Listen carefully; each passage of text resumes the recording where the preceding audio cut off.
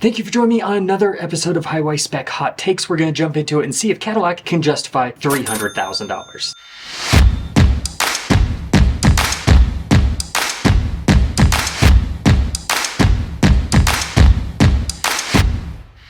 So Cadillac now has the celestiq, which is their electric ultra-luxury coach-built type vehicle, and somehow they have the audacity to ask for over $300,000 for one of these. Not only that, that's the starting price, and each one of these are going to be coach-built, individually built for each individual person. Now, as much as I like that concept, I think Cadillac is going about all wrong. All wrong, all wrong, all wrong! Yes, we are moving towards all electric, but they had a real opportunity here to create something that still throws it back to the olden days. The people that have the money that want to relive big V8s, they could have made a very low production coach built V8 sedan, and I think it would have been way more successful. Now the celestiq follows up some very cool concepts by Cadillac, namely the Cadillac 16 and the Cadillac CL. Those are the ones that should have been built, because frankly they're gorgeous. But this is a long hatchback, which Americans in general shy away from. And in spite of the weird rear end, it honestly doesn't have that much presence. Contrast that with, say, the BMW 7 Series, which is in your face. This kind of looks tame. So Cadillac is asking for people to take a risk on one of their electric vehicles, which there have been many problems with, and charge over $300,000 for the privilege. Now, I don't doubt that there are some Cadillac loyalists that will fork out the money for it, and even some people who are just curious and want the newest and latest, greatest thing. But in general, I think this is going to be a dud. Doesn't matter if you throw Lenny Kravitz at the ads, it doesn't hide the fact that the vehicle is way too expensive for the majority of people, and given the opportunity, a lot of people would rather pick a Rolls-Royce over something like this. And speaking of Rolls-Royce, look at what Rolls-Royce has done with the Spectre. That is a stunning all-electric vehicle, one that wants to be seen. So I don't care how much money they put into the interior, how quiet it is, anything like that. I think the celestiq is never going to be worth the price that it's asking for. That's a bold statement. And I realize how crazy that sounds because there's people spending over $500,000 on used Porsche 911 GT3 RSs. But if Cadillac wasn't so forward thinking and was actually trying to bring back some of the heritage like Chrysler did with the 300C V8, I think you would have seen a lot more interest in the brand. People would see it as a halo car and come in and buy a CT5V Blackwing while they still can. Tell me I'm wrong, but you can't. That's all I've got for you today, but if you made it this far, please check out some of my other videos. Thanks for watching, I'll catch you on the next one.